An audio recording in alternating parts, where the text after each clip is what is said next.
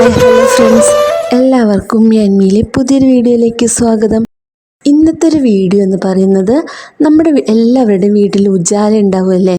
നമ്മൾ സാധാരണയായിട്ട് ഉജാല യൂസ് ചെയ്യുന്നത് വെള്ള തുണികൾ കഴുകിയതിന് ശേഷം നല്ലൊരു കളർ കിട്ടുന്നതിന് വേണ്ടിയിട്ടും തിളക്കം കിട്ടുന്നതിന് വേണ്ടിയിട്ടും ഉജാല വെള്ളത്തിൽ മുക്കിയെടുക്കാറുണ്ട്. പക്ഷേ ഈ ഒരു ഉജാല ഉപയോഗിച്ചിട്ട് നമ്മുടെ വീട് മുഴുവൻ നല്ല വൃത്തിയുള്ളതാക്കി എടുക്കാമെന്ന് എത്ര പേർക്കറിയാം? 3-4 തുള്ളി ഉജാല മാത്രം മതി നമ്മുടെ വീട് ഫുള്ളായിട്ട് നമുക്ക് തിളക്കമുള്ളതാക്കുന്നതിന് വേണ്ടിയിട്ട്. അപ്പോൾ എങ്ങനെയാണ് നമ്മുടെ വീട് ഫുള്ളായിട്ട് നല്ല വൃത്തിയും നല്ല തിളക്കമുള്ളതാക്കി എടുക്കുന്നതെന്ന് നോക്കാം. അതിനു മുമ്പ് നമ്മുടെ വീഡിയോ നിങ്ങൾക്ക് എല്ലാവർക്കും യൂസ്ഫുൾ ആകുമെന്ന് ഞാൻ വിചാരിക്കുന്നു. നിങ്ങൾക്ക് ഇഷ്ടപ്പെടുകയാണെങ്കിൽ വീഡിയോ ഒന്ന് ലൈക്ക് ചെയ്യാനും ഷെയർ ചെയ്യാനും മറക്കരുത്. പിന്നെ എല്ലാവരും സ്കിപ്പ് ചെയ്യാതെ ഫുള്ളായിട്ടൊന്ന് വാച്ച് ചെയ്യാനും ശ്രമിക്കണേ. അപ്പോൾ നമുക്ക് നേരെ വീഡിയോയിലേക്ക് പോകാം. ആദ്യം തന്നെ ഞാൻ ഇവിടെ ഒരു പാത്രം എടുത്തിട്ടുണ്ട്. കുറച്ച് വലിയ പാത്രം വേണം നിങ്ങൾ എടുക്കുന്നതിന് വേണ്ടിയിട്ട്, ബേസനോ അങ്ങനെ എന്തെങ്കിലുമൊക്കെ എടുക്കാം. അപ്പോൾ ഞാൻ ഇവിടെ കുറച്ച് വലിയൊരു പാത്രം തന്നെയാണ് എടുത്തിരിക്കുന്നത്. ആ ഒരു പാത്രത്തിലേക്ക് ഞാൻ 1 സ്പൂണോളം ഉപ്പ് ഇട്ട് കൊടുക്കുന്നുണ്ട്. പിന്നെ ഞാൻ ഉപയോഗിക്കുന്നത് വിനാഗിരിയാണ്. നമ്മുടെ വീട്ടിൽ അവൈലബിൾ ആയിട്ടുള്ള സാധനങ്ങൾ മാത്രമാണ് ഞാൻ ഇവിടെ ഉപയോഗിക്കുന്നത്. ഈ ഒരു വിനാഗിരി നമുക്ക് ഇതിനകത്തേക്ക് ഒരു 2 സ്പൂണോളം ഒഴിച്ചു കൊടുക്കണം. പിന്നെ ഇത് ബേക്കിംഗ് സോഡയാണ് എടുത്തിരിക്കുന്നത്. ഈ ബേക്കിംഗ് സോഡ ഞാൻ 1 സ്പൂൺ ബേക്കിംഗ് സോഡ ഇതിലേക്ക് ഇട്ട് കൊടുക്കുന്നുണ്ട്. പിന്നെ ഇത് കോൾഗേറ്റ്, വൈറ്റ് കളറിലുള്ള കോൾഗേറ്റ് ആണ് എടുത്തിരിക്കുന്നത്. അത് ഞാൻ ഇതിലേക്ക് ഒന്ന് ഇട്ട് കൊടുക്കുകയാണ്. അതിനുശേഷം ഇതെല്ലാം കൂടി നമുക്ക് നന്നായിട്ടൊന്ന് മിക്സ് ചെയ്തെടുക്കാം. നല്ല പോലെ ഈ ഒരു ബേക്കിംഗ് സോഡ, ഉപ്പും കോൾഗേറ്റ് ഒക്കെ നന്നായിട്ടൊന്ന് മിക്സ് ചെയ്ത് കൊടുക്കണം. ഇനി ഇവിടെ നമ്മൾ മെയിൻ ഐറ്റം ആയിട്ടുള്ള ഉജാലയാണ് എടുത്തിരിക്കുന്നത്. ഒരു 4-5 തുള്ളി ഡ്രോപ്സ് മാത്രമാണ് ഞാൻ ഇതിനകത്തേക്ക് ഒഴിച്ചു കൊടുക്കുന്നത്. അപ്പോൾ അത് ഉജാല ഒഴിച്ചതിന് ശേഷം ഞാൻ ചൂടുവെള്ളമാണ് ഒഴിക്കുന്നത്. നല്ല തിളച്ച വെള്ളം വേണമെന്നൊന്നുമില്ല, നമുക്ക് ചെറുതായിട്ടൊന്ന് ചൂടാക്കിയ വെള്ളമാണ് ഞാൻ ഇതിലേക്ക് ഒഴിച്ചു കൊടുക്കുന്നത്. എന്നിട്ട് ഇത് നന്നായിട്ടൊന്ന് മിക്സ് ചെയ്ത് കൊടുക്കുന്നുണ്ട്. നമുക്ക് വേണമെന്നുണ്ടെങ്കിൽ ഈ ഒരു സൊല്യൂഷൻ ഒരു സ്പ്രേ ബോട്ടിലോ അല്ലെങ്കിൽ ബോട്ടിലോ ഒക്കെ ആക്കിയതിന് ശേഷം ഉപയോഗിക്കാം. ഞാനിപ്പോൾ അങ്ങനെയൊന്നും ചെയ്യുന്നില്ല. ഈ ഒരു പാത്രത്തിൽ തന്നെ വെച്ചിട്ടാണ് യൂസ് ചെയ്യാൻ പോകുന്നത്. അപ്പോൾ ഈ ഒരു സൊല്യൂഷൻ ഉപയോഗിച്ചിട്ട് ഞാൻ ആദ്യം തന്നെ ക്ലീൻ ചെയ്യാൻ പോകുന്നത് നമ്മുടെ ഇതുപോലത്തെ ഗ്യാസ് സ്റ്റോപ്പുകളാണ്. അതായത് നമ്മൾ കുക്കൊക്കെ ചെയ്ത് കഴിയുമ്പോൾ ഇത് തിളച്ച് ചാടിയിട്ടും എണ്ണയൊക്കെ തെറിച്ചിട്ടൊക്കെ ഒരു വൃത്തികേടായി കിടക്കുന്നുണ്ടാവില്ലേ. അപ്പോൾ അതുപോലത്തെ ഗ്യാസ് സ്റ്റവ് വൃത്തിയാക്കുന്നതിന് വേണ്ടിയിട്ടാണ് ഞാൻ ഈ ഒരു സൊല്യൂഷൻ ഉപയോഗിക്കാൻ പോകുന്നത്. അപ്പോൾ ഞാൻ ഇതിനകത്തേക്ക് ഇവിടെ ഞാൻ കുറച്ച് തിളച്ചൊക്കെ ചാടിയത് എടുക്കുന്നുണ്ട്. അപ്പോൾ ഇത് ഞാൻ ഇതിനകത്തേക്ക് കുറച്ച് ഇങ്ങനെ ഒഴിച്ചു കൊടുക്കുകയാണ്. പിന്നെ നമ്മുടെ ഗ്യാസിൻ്റെ അടുത്തുള്ള ഈ ഒരു ഭിത്തിയിൽ, ആ ഭിത്തിയിലും എണ്ണയൊക്കെ തെറിച്ചിട്ട് അഴുക്കൊക്കെ പിടിച്ചിരിക്കുന്നുണ്ടാകും. അവിടേക്ക് ഞാൻ ഇതൊന്ന് ഒഴിച്ചു കൊടുക്കുന്നുണ്ട്. ഒരുപാട് അഴുക്കുകളൊക്കെ ഉണ്ടെങ്കിൽ നമുക്കിതൊരു 5 മിനിറ്റ് നേരം ഒന്നൊക്കെ ഇതുപോലെ ഒഴിച്ചിട്ട് കൊടുക്കാം. പിന്നെ ഇത് ഞാൻ ഒരു സാധാരണ പ്ലാസ്റ്റിക് കവർ കൊണ്ട് തന്നെയാണ് ഇത് കഴുകാൻ പോകുന്നത്.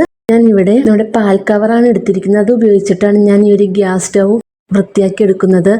നമ്മുടെ എല്ലാ സ്ഥലവും, ഗ്യാസ് സ്റ്റവിൻ്റെ എല്ലാ സ്ഥലവും നന്നായിട്ടൊന്ന് തേച്ച് കൊടുക്കുകയാണ്. ഇതിനകത്തുള്ള ഈ അഴുക്കുകളൊക്കെ ഇളകിയിട്ടുണ്ട്. ഞാൻ ഈ ഒരു ബർണറിൻ്റെ അടുത്തൊക്കെ നന്നായിട്ടൊന്ന് തേച്ച് കൊടുക്കുന്നുണ്ട്. അതിനുശേഷം ഒരു നനഞ്ഞ തുണി ഉപയോഗിച്ചിട്ട് നമുക്കിതൊന്ന് വൃത്തിയാക്കി എടുക്കാം. അപ്പോൾ അത് ഇവിടുത്തെ അഴുക്കുകളൊക്കെ പോയിട്ടുണ്ട്. നനഞ്ഞ തുണി വെച്ച് എല്ലാ സ്ഥലം തുടച്ചു കഴിഞ്ഞതിന് ശേഷം ഒരു ഉണങ്ങിയ തുണി ഉപയോഗിച്ചിട്ട് നമുക്കിതൊന്ന് വൃത്തിയാക്കി എടുക്കണം. അതുപോലെ തന്നെ ഈ ഒരു ഭിത്തിയിലും നമ്മൾ ഈ ടൈൽസൊക്കെ ഒട്ടിച്ച് ഗ്യാസ് സ്റ്റൗവിൻ്റെ അടുത്തുള്ള ഒരു ഭിത്തിയിൽ എണ്ണയും നമ്മൾ പാചകം ചെയ്യുമ്പോൾ എന്തെങ്കിലുമൊക്കെ തെറിച്ചിട്ട് അവിടെയൊക്കെ അഴുക്കുകളൊക്കെ ഉണ്ടാവും. അതൊക്കെ നമുക്ക് ഇത് ഉപയോഗിച്ചിട്ട് വൃത്തിയാക്കി എടുക്കാം. ഇതും ഞാനൊരു പാൽ കവർ ഉപയോഗിച്ചിട്ടാണ് കഴുകിയെടുക്കുന്നത്.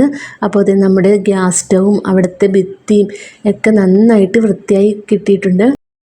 ഇനി അടുത്തതായിട്ട് ഞാൻ വൃത്തിയാക്കി ക്ലീൻ ചെയ്യാൻ പോകുന്നത് നമ്മുടെ സിങ്കാണ്. ഈ കിച്ചണിലുള്ള സ്റ്റീലിൻ്റെ ഈ സിങ്കൊക്കെ കുറച്ച് നാളൊക്കെ കഴിയുമ്പോൾ ഇതിൻ്റെ തിളക്കമൊക്കെ നഷ്ടപ്പെട്ടിട്ട് പോകാറുണ്ട്.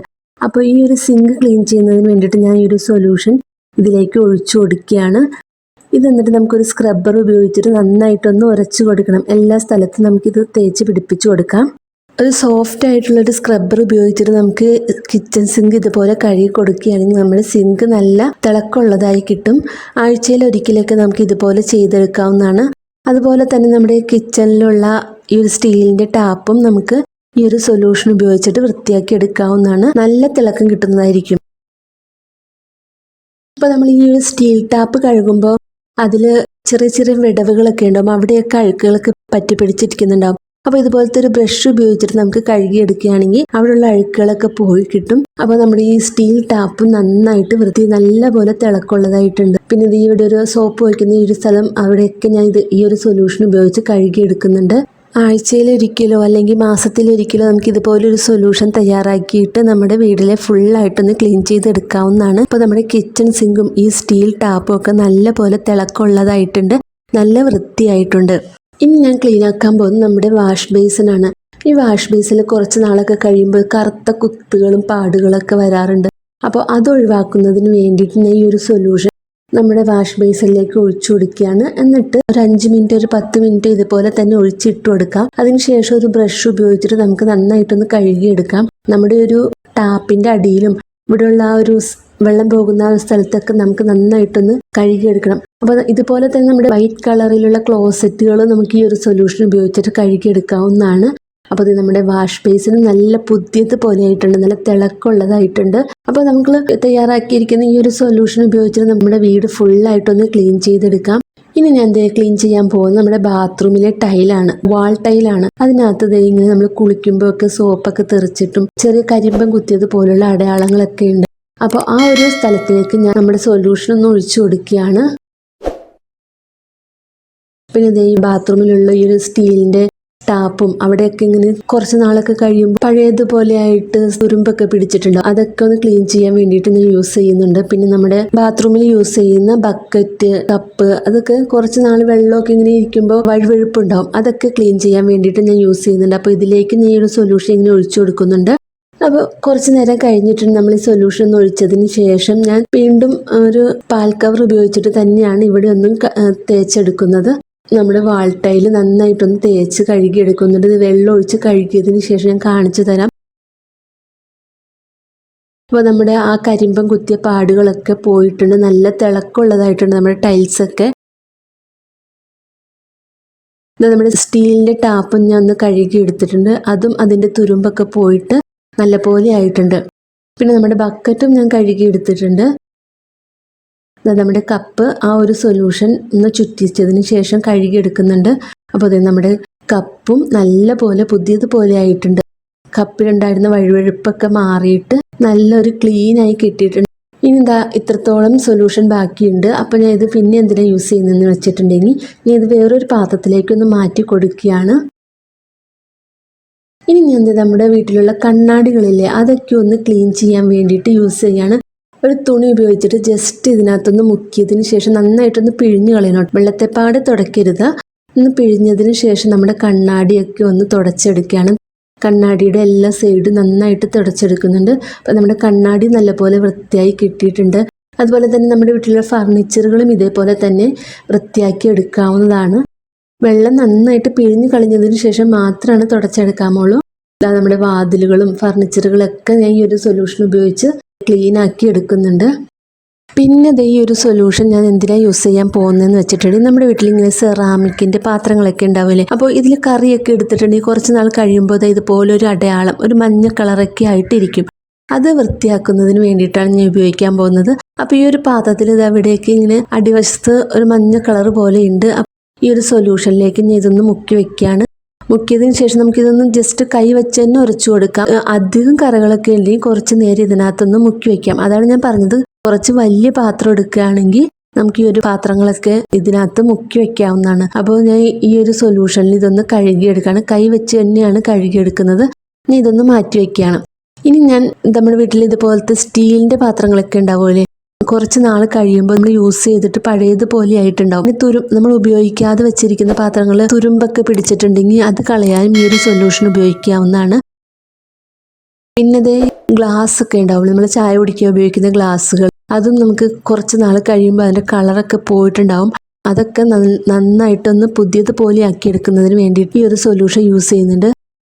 കൈ വെച്ച് തന്നെയാണ് ഞാൻ ഇതൊന്ന് ഉരച്ചെടുക്കുന്നത്. വേറെ സ്ക്രബ്ബറൊന്നും യൂസ് ചെയ്യുന്നില്ല. ഇനി നമുക്കിത് നല്ല വെള്ളത്തിലൊന്ന് കഴുകിക്കൊണ്ട് വരാം. നമ്മുടെ ഈ ഒരു സെറാമിക്കിന്റെ പാത്രത്തിലുള്ള മഞ്ഞ കളറൊക്കെ പോയിട്ട് തിളങ്ങി നിൽക്കുന്നത് കാണുന്നുണ്ടല്ലോ.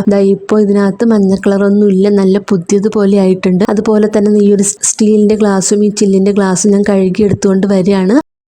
നല്ല പുതിയതുപോലെ ആയിട്ടുണ്ട്. അപ്പോൾ നമുക്ക് ഇടയ്ക്കിടയ്ക്ക് ഇതുപോലെ ഒന്ന് ക്ലീൻ ചെയ്തെടുക്കുന്നത് വളരെ നല്ലതായിരിക്കും. എല്ലാവരും ഇതൊന്ന് ട്രൈ ചെയ്ത് നോക്കണം.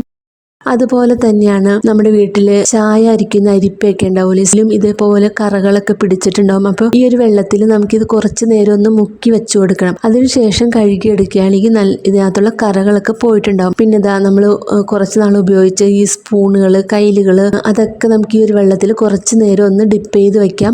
അതിനുശേഷം ഒന്ന് കഴുകിയെടുക്കുകയാണ്. അതിനുശേഷം നല്ല വെള്ളത്തിൽ കഴുകിക്കൊണ്ട് വന്നിട്ടുണ്ട്. നമ്മുടെ ഈ സ്പൂണുകളും കണ്ടില്ലേ, നല്ല തിളക്കമുള്ളതായിട്ടുണ്ട്. ഇനി അവസാനമായിട്ട് ഞാൻ ചെയ്യാൻ പോകുന്നത്, നമുക്ക് ഇത്രത്തോളം വെള്ളം ഇനിയും ബാക്കിയുണ്ട്. നമ്മൾ തയ്യാറാക്കിയ ഈ സൊല്യൂഷൻ കുറച്ചും കൂടി ബാക്കിയുണ്ട്. അപ്പോൾ ഞാൻ അതിലേക്ക് കുറച്ച് വെള്ളം കൂടി ഒഴിച്ചതിന് ശേഷം യൂസ് ചെയ്യുന്ന തുണികളൊക്കെ നമുക്ക് ഈ ഒരു സൊല്യൂഷനിലേക്ക് ഇട്ട് കൊടുക്കാം. എന്നിട്ട് നമുക്ക് ഗ്യാസ് കത്തിച്ച് ഇതൊന്ന് തിളപ്പിച്ചെടുക്കാം. അപ്പോൾ ഇതുപോലെ ചെയ്യുന്നത് കൊണ്ട് നമ്മൾ കിച്ചൺ ടവലിലൊക്കെ ഉണ്ടാകുന്ന വഴുവഴുപ്പും അഴുക്കുകളൊക്കെ പോയി കിട്ടുന്നതായിരിക്കും. നല്ലൊരു യൂസ്ഫുൾ ആണ്. നമ്മൾ സാധാരണ തുണികൾക്ക് കളർ കിട്ടാൻ വേണ്ടിയിട്ട് യൂസ് ചെയ്യുന്ന ഉജാല ഉപയോഗിച്ചിട്ടാണ് ഈ നമ്മുടെ വീട് ഫുള്ളായിട്ടൊന്ന് ക്ലീൻ ചെയ്തെടുത്തിരിക്കുന്നത്. ഈ ഒരു വീഡിയോ നിങ്ങൾക്ക് എല്ലാവർക്കും യൂസ്ഫുൾ ആയി എന്ന് ഞാൻ വിശ്വസിക്കുന്നു. യൂസ്ഫുൾ ആയി എങ്കിൽ നമ്മുടെ വീഡിയോ ഒന്ന് ലൈക്ക് ചെയ്യാനും ഷെയർ ചെയ്യാനും മറക്കരുത്. പിന്നെ സബ്സ്ക്രൈബ് ചെയ്യാതെ കാണുന്നവരാണെങ്കിൽ നമ്മുടെ ചാനൽ ഒന്ന് സബ്സ്ക്രൈബ് ചെയ്ത് സപ്പോർട്ട് ചെയ്യാം. അടുത്ത നല്ലൊരു വീഡിയോ ആയിട്ട് വരുന്നതിലേക്ക് എല്ലാവർക്കും ബൈ. Thank you.